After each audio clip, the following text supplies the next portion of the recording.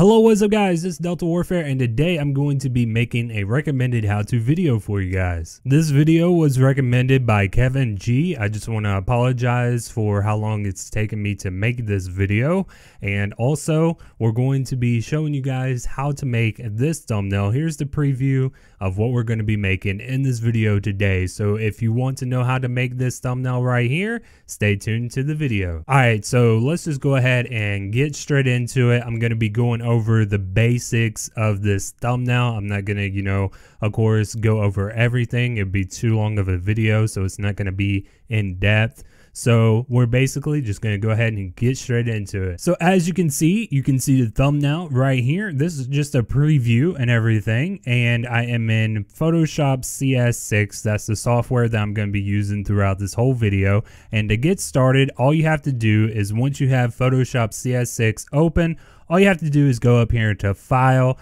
and hit on New. This window is going to pop up right here. As you can see, I already have a preset saved. This is because I work in Photoshop a lot. I make all of my thumbnails in Photoshop and I just wanted to have it saved so every time I come in here, I don't have to fill all of this out that you see here. But basically, the way YouTube thumbnails work is that they have to be a certain size. I believe it's 2 megabytes, and this is what works for me. Every time I use this preset right here, I always get, 2 megabytes. You can't go over 2 megabytes. If you go over 2 megabytes, then you can't upload your thumbnail to YouTube. So this is what works for me. The reason I do 1280 by 720 is because that gives me enough room to work with. You got to have enough room to work with and everything. So you can make this, if you need more room, you can make it 1080, but 1280 by 720 right here works for me. So just go ahead and fill this out to the way you see here. And if you want to use 1080, you can just change it to 1920 by 1080. And then where it says name untitled 1, go ahead and change that to whatever you want, just name it. This is going to be the preset. As you can see, I have HD canvas. So go ahead and name it if you're going to be working in Photoshop CS6 a lot. So go ahead and name it and then hit save preset right there. If you do this, this means that you can, save your preset, and every time you open up Photoshop, you don't have to fill all of this out every single time you open it. So once you got everything set up to the way you want it, or as you can see here, then go ahead and click OK. Once you click OK, the canvas is going to pop up. This is what we're going to be using to make our thumbnail. As you can see, it's just white. It is 1280 by 720 pixels. If you've done 1080p, then it will be 1080p pixels. So basically, this is what you want to see, but it is blank, so we gotta, change some stuff here. Okay, so how I start out by making my thumbnails is I don't like this, just plain and white. I like to have, a background and everything. So what I do is I go up to File and Open, and I, navigate to my pictures here and, pick out the picture, like, a background. Mainly it's just a screenshot from, the video that I'm making. So I already have that right here. I already imported it. And as you can see, there it is right there. This, like I said, this was a screenshot. This was a screenshot from the video that I was making. So, I would say to just, get a background. Like if you're making, I don't know what kind of video you're making, but if you're, making a gaming video, then just have it relating to, whatever your video is. I've downloaded, pictures from Google before and used them in my, thumbnails, like, actual, video gaming related, pictures and everything. So basically, if it actually relates, just basically make your thumbnail to relate to the video. In other words, if you don't do that, it's going to be bad. It's going to be misleading. It's going to be like clickbait and all that good stuff. So yeah, make sure that it's actually relating to the thumbnail. So in other words, we got our background here, as you can see there. So as you can see here, we got our background now here, but this picture, this screenshot used to be 1080p. So let me just upscale it just really quickly. Give me one moment here. And I'm just gonna, say that right there is 1080p. So let's just say you have a 1080p picture, but you have a 720p canvas. I know I'm moving fast, but I don't want this video to be really too long. So if you have any questions, please leave it in the comments down below. But let's say you have a 1080p picture with a 720p canvas. As you can see, this is what's going to happen. It's not going to actually fit on the canvas there. You're not going to, get the full picture, in other words. So what you want to do is hit Control-T on your keyboard, and you can see these lines pop up right here. If you hit the shortcut Control-T, these lines are going to pop up. What you want to do is basically hold down Shift on your keyboard and then click and drag with your mouse and just click down. That's going to make it smaller, and then you can unclick everything and drag it into place as I'm doing here. And then as you can see, it's a little bit too small, so you can upscale it. Go ahead and hit Shift on your keyboard, hold it down, click and drag on the mouse, and just drag it into place, just like that. Okay, that was terrible. Let's undo that. Let's see if we can do it again. All right, click and drag into place. There you go, right there. Just unclick everything and then hit enter once you have it to the spot that you want it. That's if your picture is not lining up or if it's too big of an image. All right, so we got our background now and it is in position right there. It looks good. So let's go ahead and move on to the next step. So the next step is I have like this blue faded out border that goes around the screenshot and everything. I'm gonna go ahead and show you guys how to do that right now. So first thing you want to do is what I do is I go down here to my colors in this area down here, and you see that I have a white color selected and also the blue color. In my thumbnails, I always use this blue color here. So basically, if I want to use that blue color, we will want to hit these arrows right above the color. Just click on it, and as you can see, the blue and the white switch. So now the blue is on top and the white is on bottom. So basically, if whatever color is on top is the color that you're going to be using. So if I take my brush tool here, go to the toolbar on the left here and click on the brush tool, which is located right here. And if I click and drag across, you can see that it is blue. But if I switch the colors with the white being on top and I click and drag, it is now white. So let's just say you don't want blue or white. You want a different color for your border. All you have to do is click on whichever one is on top and just double click it, or just click it once, doesn't matter. And as you can see, this window will pop up. You can pick out like a lot of different colors. It's all different kinds of colors that you can choose through and everything. We're just going to choose this red color. Why not? Let's go ahead and click OK.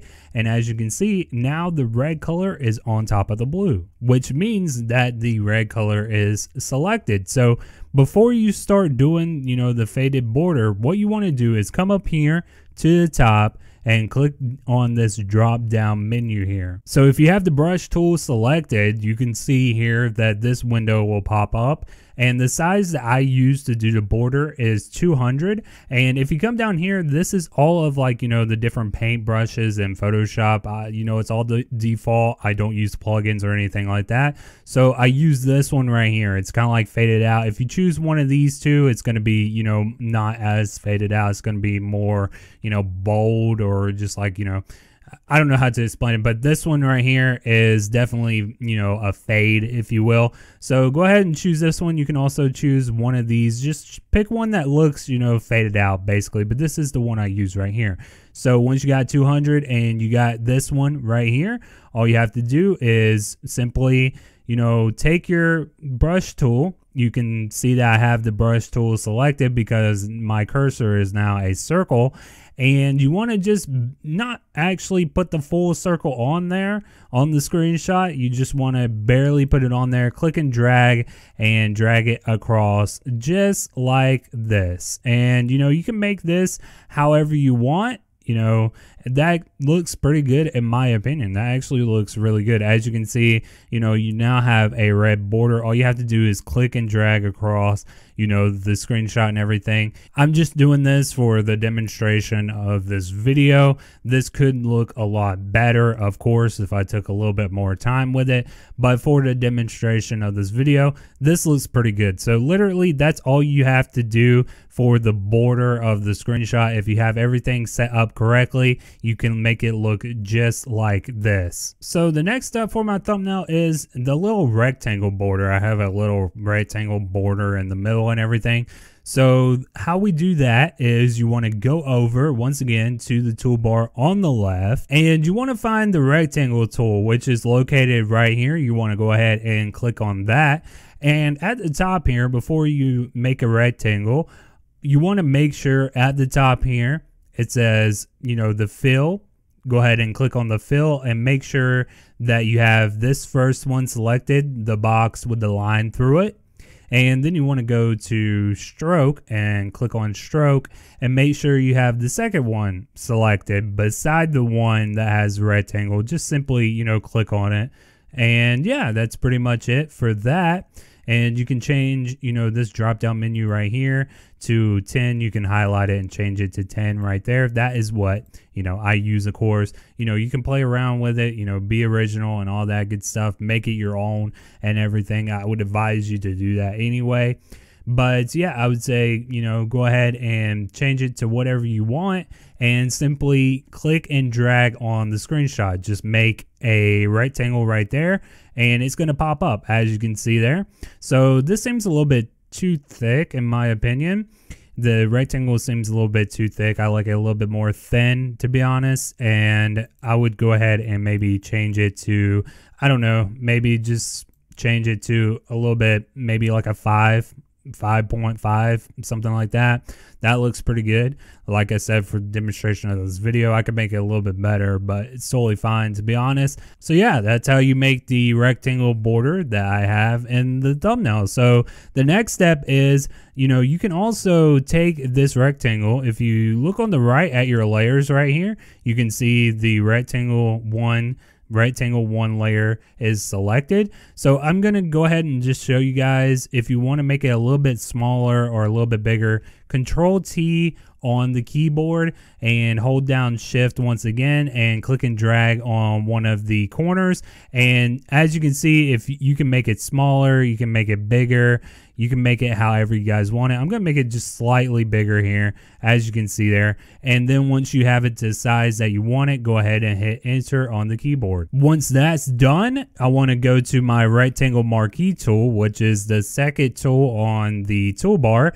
And I want to click and drag over here in this gray area so it selects the whole canvas, the whole layer and everything.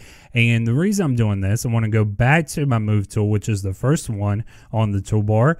And I want to go up here to the top and I want to click this middle one right here. And I want to click this middle one right here. That is, do that while you have the rectangle layer selected. The reason I did that was because I wanted this rectangle border to be centered. Once you have your rectangle border centered, then what you want to do is, of course, go up here and select, deselect. That'll get rid of the rectangle marquee tool selection. All right, so the next step for me and my thumbnails are the text. So what you want to do is, of course, go over to the toolbar and find this letter T. This is the text tool, text, or the type tool, if you will.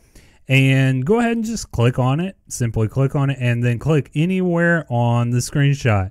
You're going to see this cursor pop up here, and you can simply type anything that you want. But I'm going to, of course, you know, for the demonstration of the video, I'm going to, of course, type in I use. And as you can see, that is off the page and it's a little bit too big. So what you want to do is click and drag across the text and highlight it. And then you want to, of course, go up to the top here and you want to, you know, of course, make it a little bit smaller. So we got it at 400 right now. So I would say maybe 300.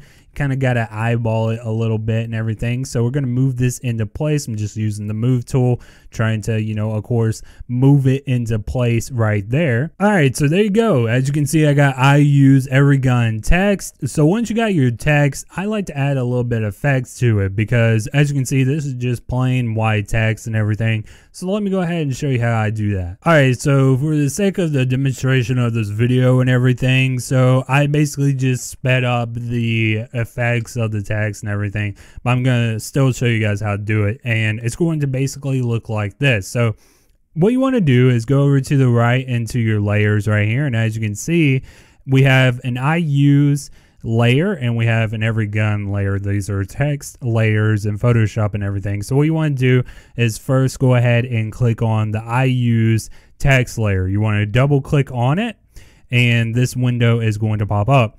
As you can see, I have some things checked. You're not, because it's going to be blank. But basically what you want to do is first off, you want to go to the inner shadow here and just simply click on inner shadow.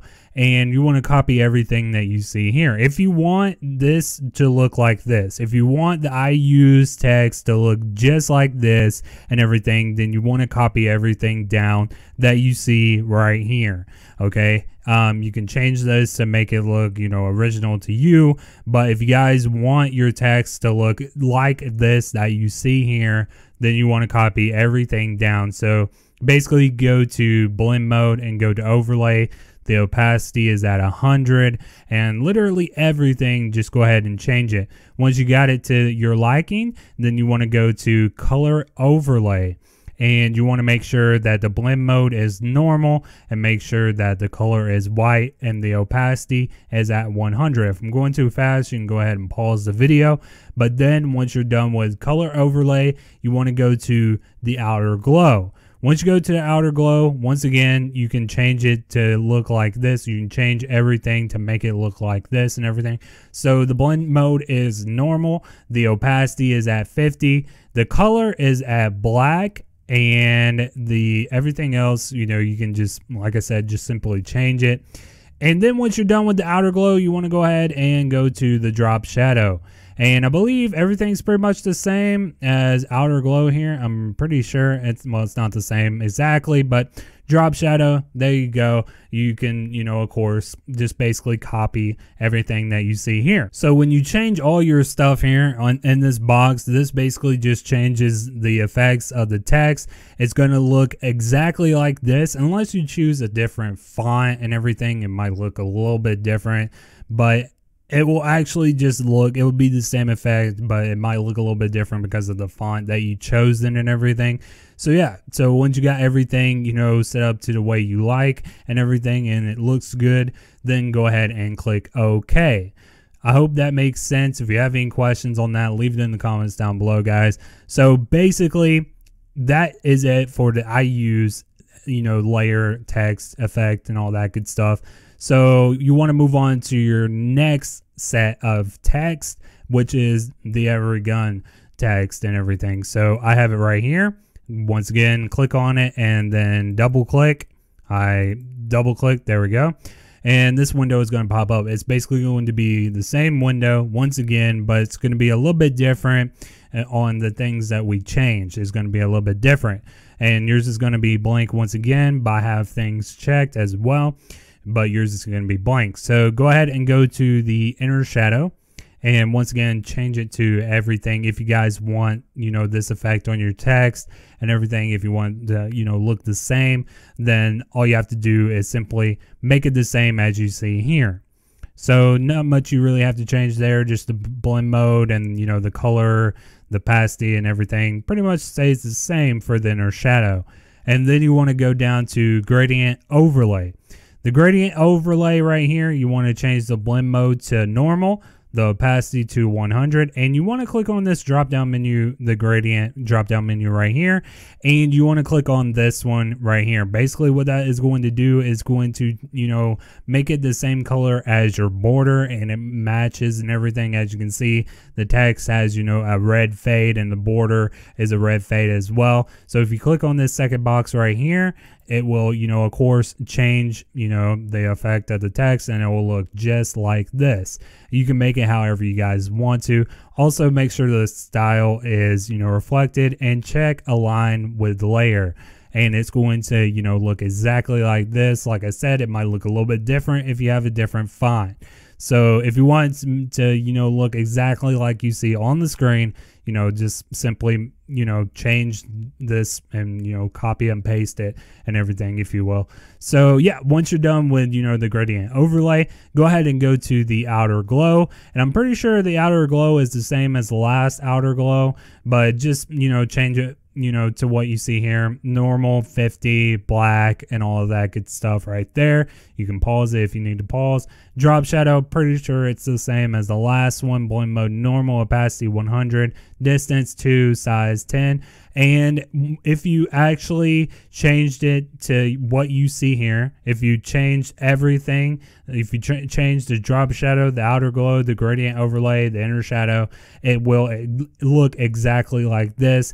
It may look a little bit different if you have a different font. So once you got it to your liking, go ahead and hit OK, and that's how you change the, you know, effect of the text in Photoshop. So that's how I make my text for my thumbnails and everything. Let's go ahead and move on to the next and last step. All right, so the next step for my thumbnail is I like to, you know, have, you know, the gun that I'm using in the, you know, video and everything. Once again, you know, keep your thumbnails related to the video. I can't really stress that enough. But anyway, so I like to have the gun. So basically what I do is, you know, go on Google, go to, you know, Google Images and everything, and just search up, you know, the certain gun that I use in the game and in the video. So in this case, for demonstration of the video, it was the SVG 100 from Call of Duty Black Ops 3. So what I done was literally typed in Google BO3 SVG PNG. That's literally what I searched, went to images, found one, and then downloaded it. And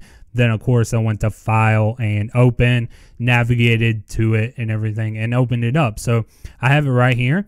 And as you can see, you know, I didn't have to do anything to it. You know, I didn't have to, you know, take any, you know, background out. It was already pretty much like this. The only thing that was different, or that I had to do to it, was, you know, this red outline. And also it might be a little bit, you know, bigger, so you might want to make it smaller. Once again, Control T, and then, you know, hold Shift, drag it down, you know, drag it up and everything. If it's too big, you know, drag it down to make it smaller. If it's too small, drag it up to make it a little bit bigger. So once you got it to, you know, where you want it, and, you know, you have it positioned and everything, the next step for me is to add the red glowing effect and everything. What you want to do is navigate over to the right side to your layers and find, you know, the gun, or, you know, whatever you're trying to, you know, put your outline on and everything. So yeah, just click on the layer that you're trying to, you know, get this red outline on, and double click. So this window, once again, is going to pop up. This is like, you know, the effects, you know, window, I guess you could say. And there's only two things that you have to change. It's really simple. All you have to do is go to the inner glow, and you want to make your blend mode on screen, the opacity to 75. And then you want to simply click on this right here, and this window is going to pop up. You can make it whatever color you want. I like to, you know, make everything match, so I put it as red to, you know, match the border and the text and everything, and then click OK. That's all you have to change, but make sure that everything else is the same. Once you have inner glow, you want to go ahead and go to the outer glow here, and pretty much just do the same. You want to, you know, set blend mode to screen, opacity is 75, make sure this is red, and make sure everything is the same right there. If you change this to the way you see it here, then it is going to look just like this. It's going to look just like this. I promise you guys, it's going to look just like this, unless you don't have, like, you know, a PNG or something like that. If you have, like, you know, a JPEG, or, you know, something with a background, it's not going to look exactly like this. Of course, it's just going to go around, you know, the picture, the border. It basically just goes around the border basically. So yeah, that's pretty much it. hit for that. Then once you're done, of course, hit OK. And guys, that is it. That's how I make my thumbnails. That's, you know, of course, all of the basic things and everything.